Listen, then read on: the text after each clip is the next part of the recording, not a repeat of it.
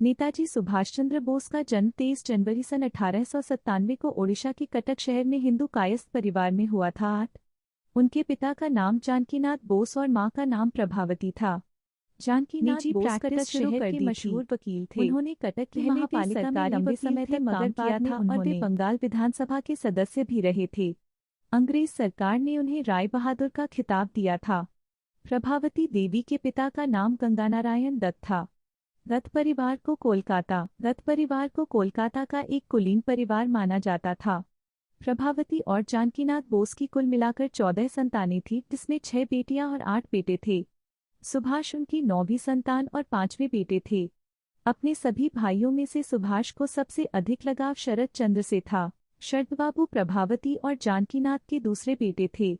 सुभाष उन्हें मेजदा कहते थे। शरद बाबू की पत्नी का नाम विभावती था। कटक के प्रोटेस्टेंट स्कूल से प्राइमरी शिक्षा पूर्ण कर 1909 में उन्होंने रेवेंशा कॉलेजिएट स्कूल में दाखिला लिया। कॉलेज के प्रिंसिपल बेनी माधव दास के व्यक्तित्व का सुभाष के मन पर अच्छा प्रभाव पड़ा। 15 वर्ष की आयु में सुभाष ने विवेकानंद साहित्य का पूर्ण अध्ययन कर लिया था। 1915 में उन्होंने इंटरमीडिएट की परीक्षा बीमार होने के बावजूद द्वितीय श्रेणी में उत्तीर्ण की। 1919 में बीए ऑनर्स की परीक्षा प्रथम श्रेणी में उत्तीर्ण की। कलकत्ता विश्वविद्यालय में उनका दूसरा स्थान था।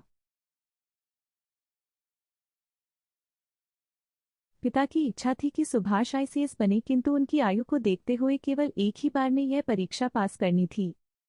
1927 में जब साइमन कमीशन भारत आया तब कांग्रेस ने उसे काले झंडे दिखाए। कोलकाता में सुभाष ने इस आंदोलन का नेतृत्व किया। अपने सार्वजनिक जीवन में सुभाष को कुल 11 बार कारावास हुआ।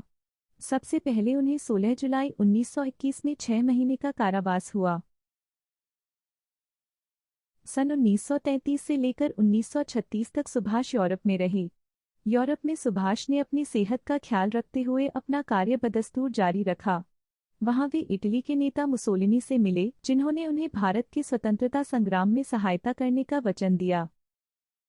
विट्ठल भाई पटेल के साथ सुभाष ने मंत्रणा की, जिसे पटेल बोस विश्लेषण के नाम से प्रसिद्धि मिली। इस विश्लेषण में उन दोनों ने गांधी के नेतृत्व की जमकर निंदा की। उसके बाद विट्ठल भाई पटेल जब बीमार हो गए, मगर विट्ठल भाई पटेल नहीं बचे, उनका निधन हो गया। विट्ठल भाई पटेल ने अपनी वसीयत में अपनी सारी संपत्ति सुभाष के नाम कर दी, मगर उनके निधन के पश्चात उनके भाई सरदार वल्लभ भाई पटेल ने इस वसीयत को स्वीकार नहीं किया। सुभाष को उनके पिता के मृत्युशैया पर होने की खबर मिली। 1938 में कांग्रेस का वार्षिक अधिवेशन हरिपुरा में होना तय हुआ। इस अधिवेशन से पहले गांधी जी ने कांग्रेस अध्यक्ष पद के लिए सुभाष को चुना। यह कांग्रेस का 51वां अधिवेशन था, इसलिए कांग्रेस अध्यक्ष सुभाष चंद्र बोस का स्वागत 51 बैलों द्वारा खींचे हुए रथ में किया गया। द्वितीय विश्व युद्ध में जापान की हार के बाद नेताजी को नया रास्ता ढूंढना जरूरी था। उन्होंने रूस से सहायता मांगने का निश्चय किया था। 18 अगस्त 1945 को नेताजी हवाई जहाज से मंचूरिया की तरफ जा रहे थे। इस सफर के दौरान वे लापता हो गए। इस दिन के बाद वे कभी दिखाई नहीं दिए। 23 अगस्त 1945 को टोक्यो रेडियो ने बताया कि सैगोन में नेताजी एक बड़े बम वर्षक विमान से आ रहे थे कि 18 अगस्त को ताइहोकू हवाई अड्डे के पास उनका विमान दुर्घटनाग्रस्त हो गया। रहमान के अनुसार उनका अंतिम संस्कार ताइहोकू में ही कर दिया गया। सितंबर के मध्य में उनकी अस्थियां संचित करके जापान की राजधानी टोक्यो के रेंकोजी मंदिर में रख दी गईं।